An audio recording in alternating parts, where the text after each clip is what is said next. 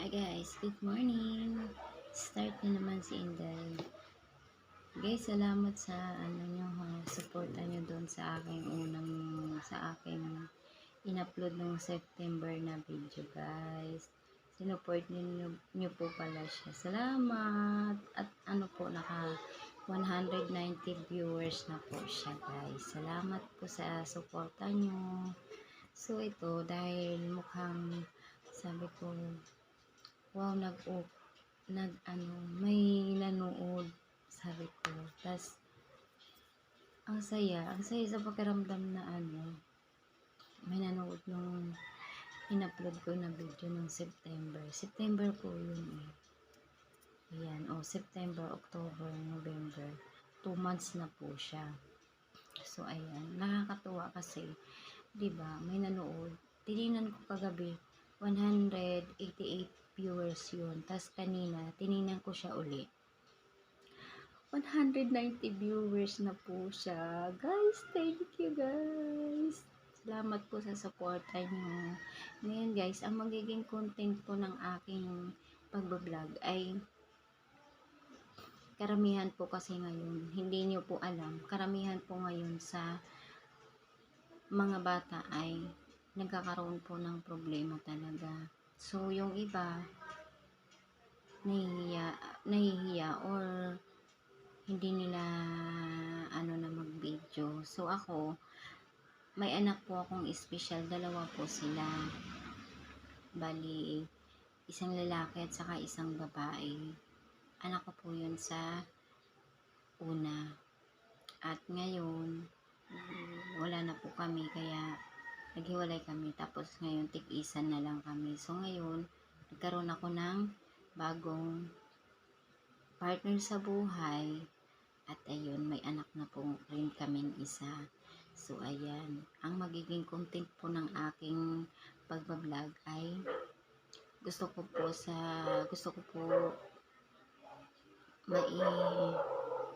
voice out na o ipaalam sa inyo na ako ay may anak na espesyal. So, yan po ang aking magiging content kung paano ko po siya i-handle, paano ko siya nalalampasan sa araw-araw na hirap ng pag-aalaga talaga.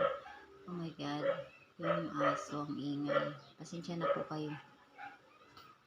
Paano ko po siya i-handle sa araw-araw na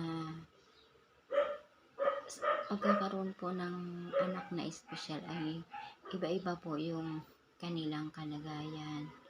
Meron naman pong basta yung sa akin po is parang 'di ba yung si Aterian normal yung niya, pero yung problema niya po is yung behavior niya at saka yung sa pagsasalita.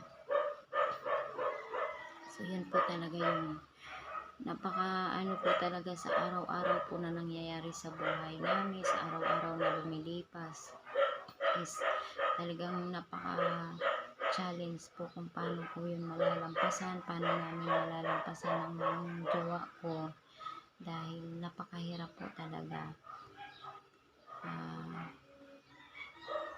Thank you na lang kay God at ayan, binigyan din ako ng partner na maunawain. Ayan, kahit hindi niya yun anak,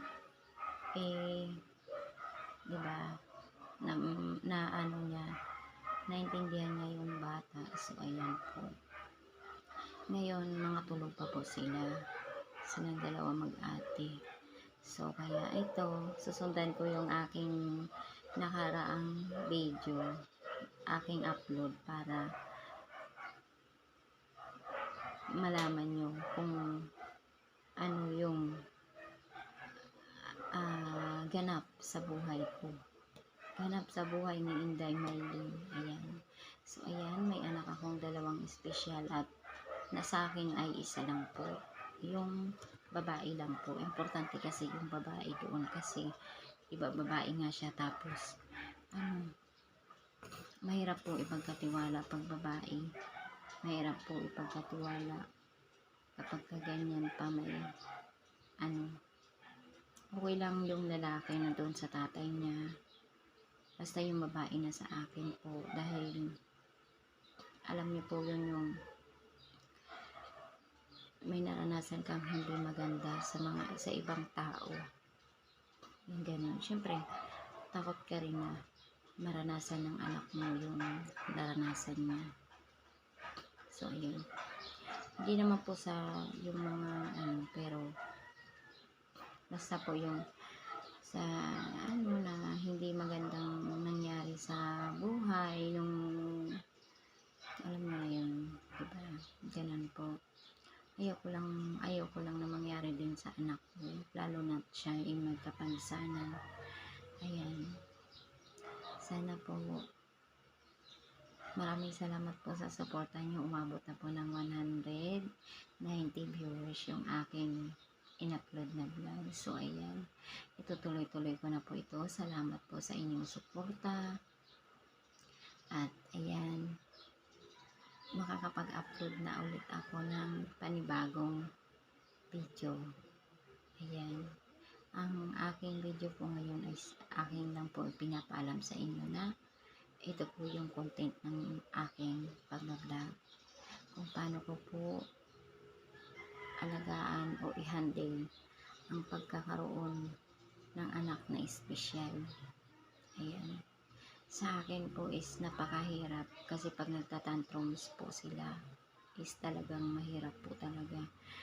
Kung parang maitatanong mo na lang sa sarili mo na bakit binigay siya sa'yo, eh, mahirap ka naman, mga ganun.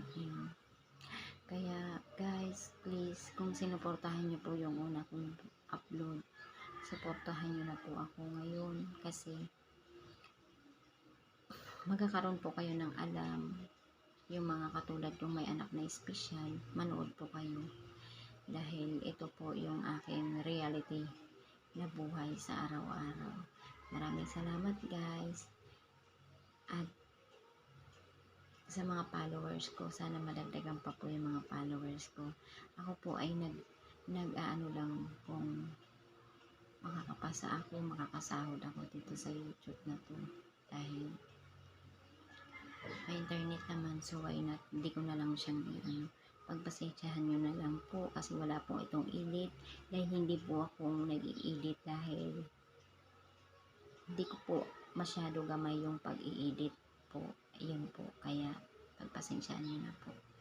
So, ayan, hanggang dito na lang muna ang aking vlog, ang aking video, para makapag-upload po ako. Maraming salamat sa inyong suporta.